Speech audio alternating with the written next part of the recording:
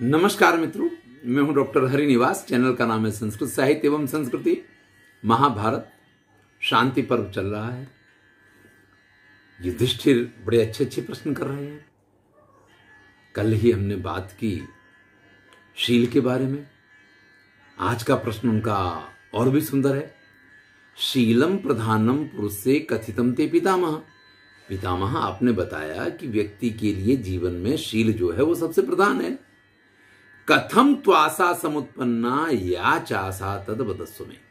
अब मुझे आशा के बारे में बताइए कि ये आशा क्या है, ये कैसे उत्पन्न हुई और ये कैसे, मतलब इसका महत्व क्या है। तो भैया एक पंक्ति है कि आशा ही परमम दुखम, निराशा ही परमम सुखम। कि अगर आपके जीवन में आशा है तो आपको कोई सुखी नहीं कर सकता है, आप सबसे ज्यादा दुखी रहेंगे। और अगर आप किसी बात की आशा नहीं रखते हैं तो आपसे बड़ा सुखी कोई नहीं है। लेकिन दूसरी तरफ आपने यह भी सुना होगा कि आशा ही जीवन है। अगर व्यक्ति के जीवन में से आशा खत्म हो जाए तो फिर तो जीवन जीने का कोई उसको औचित्य ही नहीं नजर आता है। तो ये क्या है आशा और वास्तविकता क्या है आशा के संदर्भ की, चलिए इसकी चर्चा करते हैं। तो पितामह भीष्म कहते हैं कि एक ऐतिहासिक कथानक है। सुमित्र नाम के एक राजर्षि हुए। हय वंश में बड़े ही प्रतापी राजा थे। हय वंश ये कार्तवीर्य अर्जुन वाला, सहस्त्रबाहु अर्जुन वाला वंश है। यहाँ के सभी एक से एक पराक्रमी योद्धा हुए हैं। माहिष्मती नगरी के लोग स्वामी हुआ करते थे। एक दिन वो शिकार करने के लिए वन में गए और एक मृग के पीछे पड़ गए।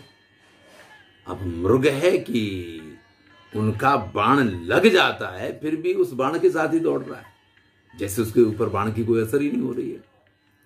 और जब वो देखता है कि राजा बहुत पीछे रह गए हैं, क्योंकि राजा पैदल थे, दौड़ रहे थे उसके पीछे पीछे, अब मृग की रफ्तार से तो राजा दौड़ नहीं पाएंगे, तो खड़ा हो जाता है। और राजा फिर जब पास में आ जाते हैं तो कुछ बाणों को तो बचा जाता है, कुछ बाण उसको लगते जा रहे हैं, लेकिन उन बाणों के घाव लगने के बाद भी वो भागता चला जा रहा है। नदी, पर्वत और बड़े बड़े ऊंचे नीचे टीले ये सब पार करते करते और गहन जंगल के अंदर वो राजा को लेकर के चला जाता है। राजा भी उसके शिकार के लालच में उसके पीछे पीछे न तो ये देख रहे हैं कि मैं अपने लोगों से कितना दूर आ गया हूं, न इस तरफ उनका ध्यान है कि क्या हुआ, बस बाण पे बाण छोड़े जा रहे हैं, उसके पीछे दौड़े जा रहे हैं। और वो है कि जब देखता है कि राजा बहुत पीछे रह गए तो खड़ा हो जाता है, गर्दन पीछे करके देखता है, और जब देखा कि अब राजा बाण चला रहे हैं तब फिर वहां से आगे भाग लेता है। स्थिति ऐसी आई कि प्रविवेश महारण्यम मृगो राजाप्यथा द्रुवत। बड़े गहन जंगल में वो मृग चला गया और राजा भी उसका पीछा करते करते उस जंगल के अंदर प्रवेश कर जाता है।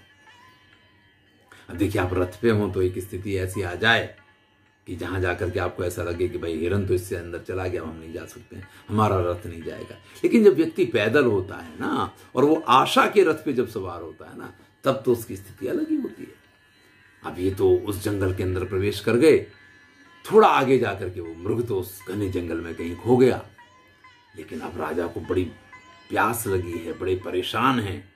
ऐसे में उनको तपोवन में एक आश्रम दिखाई दे जाता है। वहां बहुत सारे ऋषि मुनि अपनी तपस्या में तल्लीन, जिसको इन संसार से कुछ लेने ही देना नहीं होता है, जिनको आपके यहां से कुछ चाहिए ही नहीं, बस अपनी तपस्या करना, इसी को सबसे महत्वपूर्ण मानते हैं। तो उनके जीवन में किसी चीज की आशा होती नहीं उनको। अब ऐसे मुनियों के पास जाकर के जब वो पहुंचे तो मुनियों ने इनसे पूछा कि भाई आप कौन है। तो अपना परिचय दिया कि हया नाम कुले जाता सुमित्रो मित्र नंदना। अरे मैं है वंश में जन्मा हुआ और मित्रों को आनंद देने वाला सुमित्र नाम का राजा हूं। शिकार के चक्कर में यहां तक आ गया हूं, लेकिन शिकार तो कहीं गायब हो गया है, और ऐसे में मैं बड़ा दुखी हूं। अब आप देखिए, आपने मुझे नहीं पहचाना क्योंकि मैं राजा का वेश भी मेरा खत्म हो गया है। दौड़ने में न तो मुकुट के ठिकाने रहे होंगे, न कपड़े लत्तों के ठिकाने रहे होंगे, क्या कुछ हुआ है। तो मुझे इस चीज से कोई पीड़ा नहीं है कि आपने मुझे नहीं पहचाना या मैं राजा जैसा नहीं दिखाई दे रहा हूं। मुझे अन्य किसी बात की पीड़ा नहीं है यथा आशा विहताम में तीव्रम करोति दुखम तत्। जो मैं शिकार के लिए आया था, वो शिकार जो मैं नहीं कर पाया हूं, वो मुझे अत्यंत दुखी कर रहा है, वो मुझे अत्यंत पीड़ित कर रहा है। हताशो लक्षण, इसलिए मैं बड़ा हताश हो गया। और फिर राजा आशा के बारे में वर्णन करते हैं, और ये राजा का वर्णन नहीं, ये कवि का वर्णन है, और आप इसके साथ जुड़िएगा।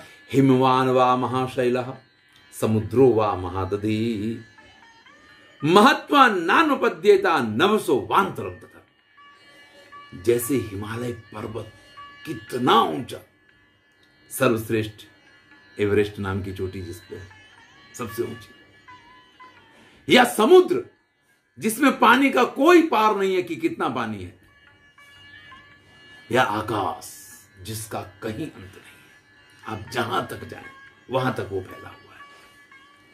आशा भी व्यक्ति की ऐसी ही होती है। यानी अगर आशा की साइज की बात करें तो हिमालय जैसी, अगर गहराई की बात करें तो समुद्र जैसी, और अगर इसकी लंबाई चौड़ाई की बात करें, अगर इसके विस्तार की बात करें तो आकाश जैसी।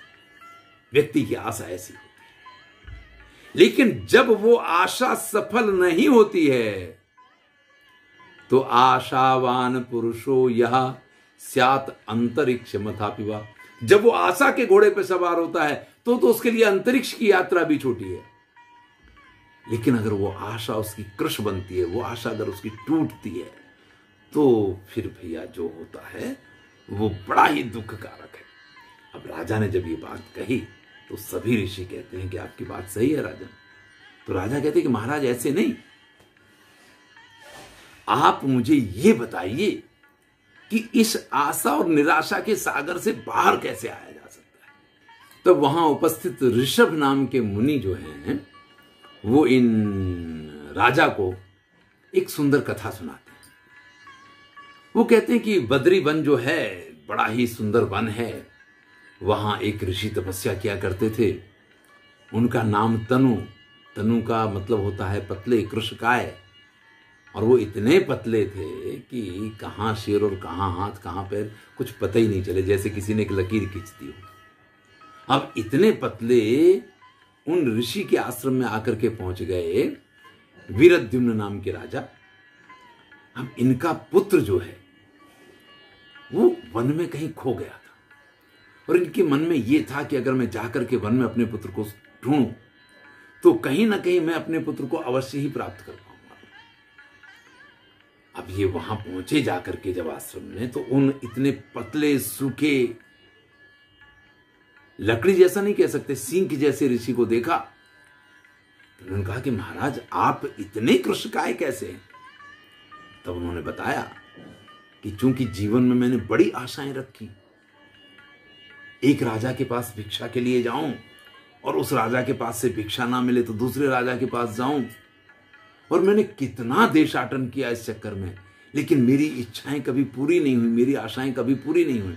और जैसे जैसे मैं निराश हुआ वैसे वैसे मेरा शरीर जो है वो सूखता चला गया। देखिए, ये है आशा का मुख्य महत्व,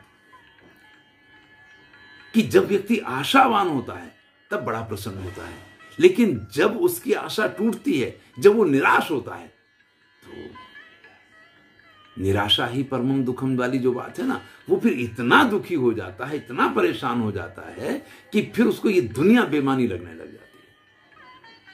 तो तनु नाम के ऋषि कहते हैं कि इसी वजह से आज मेरी ये हालत हो गई है। तब वो वीरद्युम्न नाम के राजा जो हैं, उन तनु नाम के उनको अपना परिचय दिया और उनसे कहा, वीरद्युम्न इति ख्यातो राजा हम दिक्षु विस्तृता। सभी दिशाओं में जिसका नाम जाना जाता है, ऐसा मैं वीरद्युम्न नाम का राजा हूं। भूरिद्युम्न नाम का मेरा जो पुत्र है वो यहां वन में कहीं खो गया है और मैं उसको ढूंढने के लिए आया हूं। तब वो ऋषि कहते हैं कि भाई, वन में आप जो ढूंढने आए हैं, जिस आशा के साथ आए हैं, वो आशा क्या है? आशा ही पुरुषम बालम उत्थापयति तस्थुश्री। अरे आशा वो चीज है जो सोते हुए को भी उठा दिया करती है। व्यक्ति अगर नींद में सो रहा हो ना, लेकिन अगर उसको किसी चीज की आशा है, तो व्यक्ति नींद से उठ के सीधा दौड़ने लग जाएगा। तो आशा में शक्ति तो बड़ी है, लेकिन सबसे बड़ी बात यह है कि व्यक्ति दुर्लभ चीजों के लिए ही ज्यादा आशा बनाता है। उसको आशा सामान्य चीजों के लिए नहीं होती है। सामान्य चीजें तो उसको ऐसे ही मिल जाया करती हैं। उसकी आशा बंध के नहीं रहती है। वो तो आज मन में सोचा कल पूरी हो गई। लेकिन आशा तो उसी के बारे में बंधती है जो व्यक्ति के जीवन में उसके लिए लगभग दुर्लभ हुआ करता है। जैसे आपका पुत्र खो गया, अब आपका पुत्र आपको ढूंढना है, तो आपके मन में एक आशा है कि वो मुझे प्राप्त हो जाए। एक बड़ी सुंदर बात यहां पे वो ऋषि कहते हैं कि किसी के यहां जब कोई मांगने के लिए जाता है ना, और वो व्यक्ति उसको इस प्रकार का एक आश्वासन देता है, या उसके चेहरे से कुछ उसको इस प्रकार का आश्वासन दिखाई देता है कि यहां मेरी इच्छा पूरी हो जाएगी, यहां मेरी आशा पूरी हो जाएगी, फिर अगर वो आशा पूरी नहीं होती है तो व्यक्ति बड़ा क्रश हो जाता है। यहां क्रश का अर्थ करेंगे दुखी, क्यों बड़ा दुखी हो जाता है। और दुखी भी ऐसा होता कि उसकी अंतरात्मा में से वो कचोटती हुई आवाज निकलती है। हमारे यहां एक कहावत है हिंदी में कि दाता से सूम भलो तुरते ही दे जवाए। भैया कुछ ऐसे देने वाले होते हैं जो आपको लाइन में तो खड़ा रखेंगे, लेकिन जब देने का नंबर आएगा तब बहुत कुछ सुनाएंगे, लेकिन देंगे कुछ नहीं, या देंगे तो इतना कम देंगे कि उससे तो आपको मतलब एक प्यासे की प्यास भी ना बुझे, पेट भरने की तो बात जान दो। तो इससे अच्छा ये कहते हैं कि दाता से सूंग भलो तुरते ही दे जवाब। इससे अच्छा वो व्यक्ति होता है कि जो तुरंत कहे भाई कुछ नहीं, चलो आगे बढ़ो। वो ज्यादा अच्छा है, क्योंकि उससे व्यक्ति के मन में आशा उत्पन्न नहीं होती है, और आशा उत्पन्न नहीं होती तो निराश भी नहीं होता है। उसको पता है वहां जाएंगे वो तो मना ही करने वाला है। लेकिन कई लोग ऐसे होते हैं कि आधा घंटा खड़ा रखेंगे, जब आप जाकर के मांग रहे होंगे तो अपनी गोलक खोलेंगे, फिर उसमें से निकाल के पैसे ऐसे गिनना शुरू करेंगे जैसे सारे गिन के आपको दे देंगे। आप कहेंगे चलो ये गिनने का काम खत्म कर लेंगे, उसके बाद हमें देंगे।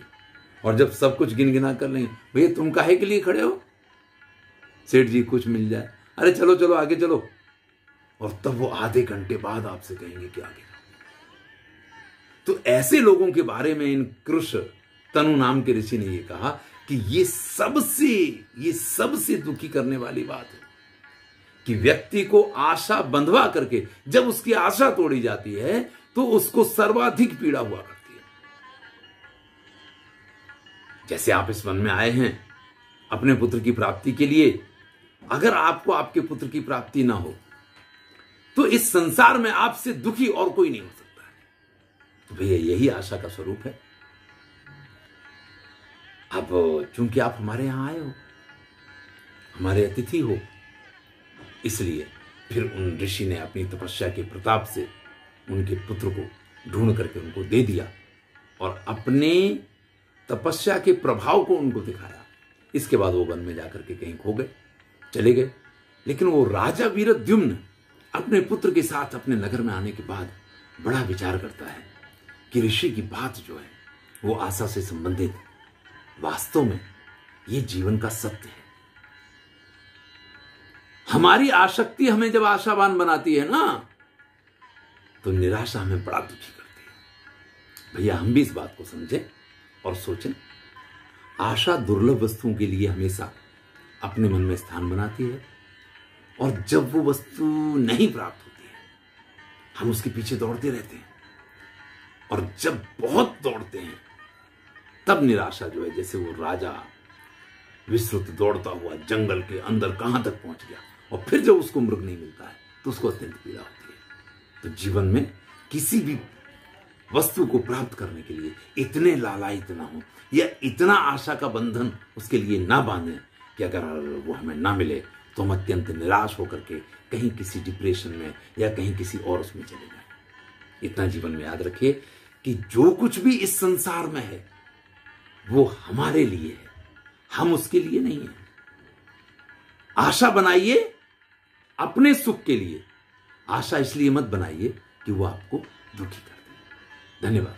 मैं हूं डॉक्टर हरिनिवास। आगे की कथा अगले वीडियो में सुनेंगे। ऐसा ही एक नया टॉपिक लेकर के। शांति पर्व से ही है ये, मैं अपनी बात से कुछ नहीं आपको सुना रहा हूं। आनंद लीजिए, अच्छा लगे तो मित्रों के साथ शेयर कीजिए।